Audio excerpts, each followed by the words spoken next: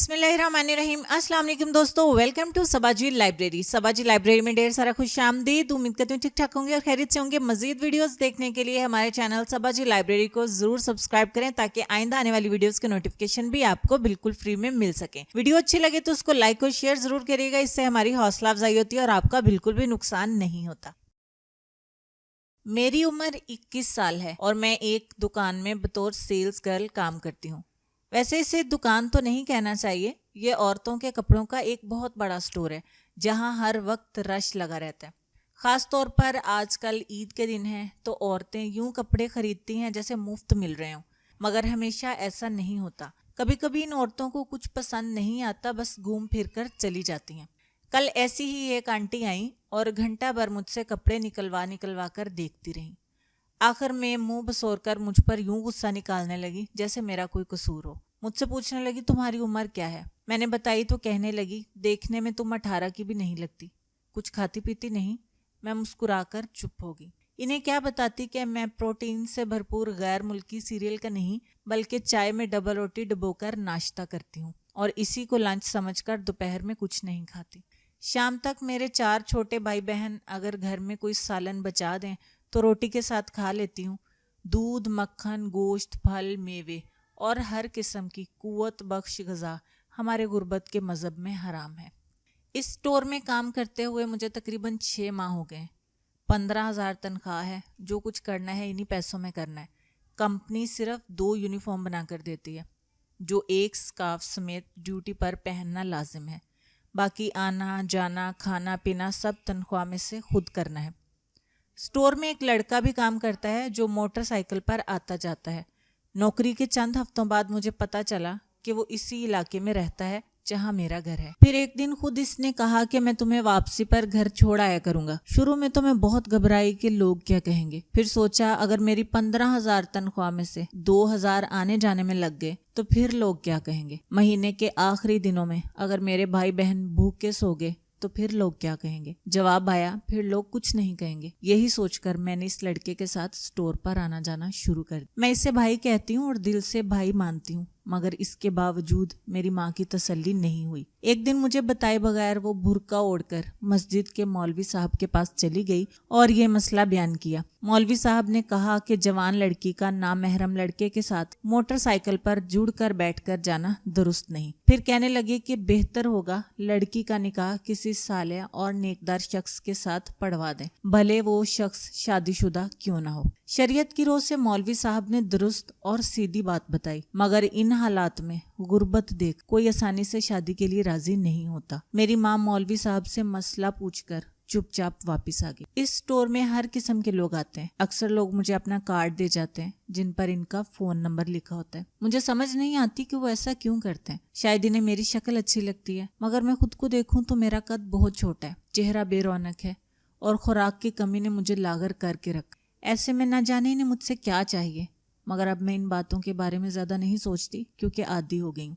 इनके चले जाने के बाद कार्ड कूड़ेदान में फेंक देती हूँ और अल्लाह पाक से दुआ करती हूँ कि कभी वो दिन ना लाए जब मुझे ये कार्ड फेंकने से पहले कुछ सोचना पड़े। अमीर वालिदैन की बेटियों को शॉपिंग करते देखती हूँ तो सोचती हूँ कि खुदा ने आखिर इन्हें कितना पैसा दिया है जो खत्म होने में ही नहीं आता। अभी कल ही एक माँ अपनी बेटी के साथ आई और खड़े खड़े 1.5 लाख की खरीदारी करके चली गई। इस दौरान बेटी यूं मुंह बनाती रही जैसे इसे कुछ भी पसंद ना आ रहा हो और माँ कहती रही कि कोई बात नहीं, एक दफा पहनने में क्या हर्ज है, इतने भी बुरे नहीं है। जब भी ऐसा कोई खरीदार आता है तो मेरे दिमाग में खुद ब खुद कैलकुलेटर चलने लगता है। मैं सोचती हूँ कि इस औरत ने एक सूट 15,000 का खरीदा है जो मेरी एक माँ की तनख्वाह के बराबर है। मैंने इस तनख्वाह में पूरा महीना जिंदा रहकर दिखाना है, जबकि इस औरत ने 2 मरतबा ये सूट पहनकर अलमारी में लटका देना है। मगर फिर फौरन ही मैं ये बुरे ख्यालात अपने दिमाग से झटक देती हूँ। अल्लाह की मर्जी है, अल्लाह की मंशा है, वो जिसे चाहता है बेहिसाब देता है। हम कौन होते हैं इसकी तकसीम पर सवाल उठाने वाले।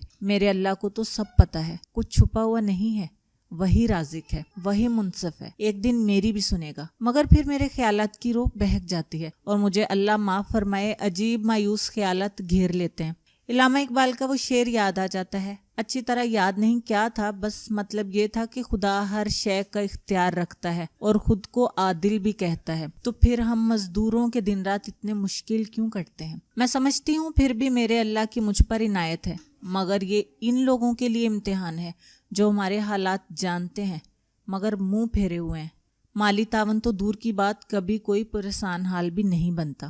میٹرک کے بعد ابو فوت ہو گئے تھے، اس لیے میں نے پڑھائی چھوڑ دی. ابو کے بعد حالات ایسے ہو گئے کہ گھر میں کھانے کے لالے پڑ گئے. بہن بھائی چھوٹے تھے، سو مجبوراً مجھے نوکری کے لیے نکلنا پڑا. ماں بھی سلائی کڑھائی کر کے کچھ پیسے بنا لیتی ہے، سو گزر بسر ہو جاتی ہے. بس کبھی کبھار غصہ آتا ہے تو اپنے اللہ سے ڈر کر گلہ کر لیتی ہوں کہ مجھے آخر کس چیز کی سزا مل رہی ہے، مگر پھر فوراً ہی توبہ کر لیتی ہوں اور خود پر دم کر کے سو جاتی ہوں تاکہ صبح آرام سے نوکری پر جا سکوں. کہیں غلطی سے بھی بیمار ہو گئی تو چھٹی کرنا پڑے گی اور تنخواہ میں سے پیسے کٹ جائیں گے، مگر مجھے اپنے رب پر پورا بھروسہ ہے کہ اس جہاں میں نہ صحیح اس جہاں میں مجھے میری ان تکلیف کا صلہ ضرور ملے. اور پھر یہ سوچ کر خوف کی ایک لہر جسم میں دوڑ جاتی ہے کہ جب اللہ نے فرمایا ہے کہ میں روز محشر عدل قائم کروں گا تو اس روز ان لوگوں کا کیا حال ہوگا. اپنے لیے تو پانی کی طرح پیسہ بہاتے ہیں، مگر غریب اور نادر لوگوں کے لیے ان کے پاس کچھ بھی نہیں ہوتا. روز قیامت ان لوگوں کا کیا حال ہوگا جو ہوس کے لالچ میں اپنا کارڈ تھما جاتے ہیں. میں میرے پیارے اللہ کی رضا سے راضی ہوں اور اس کی شکر گزار ہوں. جس حال میں بھی ہوں میں تنہائی میں خوش ہوں اور وہ تنہائی میں میری شارک سے بھی زیادہ قریب محسوس ہوتا ہے. جب کبھی راتوں کو مسلے پر ہچکیاں بن جاتی ہیں تو ایسے لگتا ہے میرا رب مجھے دیکھ رہا ہے، اور ایسے لگتا ہے میرے پیارے اللہ کی رحمت نے مجھے اپنی آغوش میں لے لیا ہے اور تسلیاں دے رہا ہے. میری بندی، میں تجھ سے 70 ماؤں سے بڑھ کر محبت کرتا ہوں، اور چند دن کی زندگی گزار لے تو میرے پاس آئے گی تو تیری تمام تکلیفیں دور کر دوں گا. اپنے رب کی طرف سے دی جانے والی تسلیاں ایک دن انشاءاللہ حقیقت میں بدلیں گی. ایسے لوگوں کو ہمارے ہی معاشرے کا حصہ ہیں جو اپنی انا کی وجہ سے کسی سے کچھ نہیں کہہ سکتے سوائے اپنے رب سے شکوہ اور فریاد کرنے کے. اپنے ارد گرد نظر دوڑائیں اور ایسے لوگوں کی حتی الامکان مدد فرمائیں. یہی رمضان کا پیغام ہے. دعا ہے رب کریم کسی کو محتاجی نہ دکھائے. آمین ثم آمین. اللہم آمین. Welcome to Sabaji library. Sabaji library میں ڈھیر سارا خوش آمدید. امید کرتی ہوں ٹھیک ٹھاک ہوں گے اور خیریت سے ہوں گے. مزید ویڈیوز دیکھنے کے لیے ہمارے چینل سباجی لائبریری کو ضرور سبسکرائب کریں تاکہ آئندہ آنے والی ویڈیوز کے نوٹیفیکیشن بھی آپ کو بالکل فری میں مل سکیں. ویڈیو اچھی لگے تو اس کو لائک اور شیئر ضرور کریے گا، اس سے ہماری حوصلہ افزائی ہوتی ہے اور آپ کا بالکل بھی نقصان نہیں ہوتا.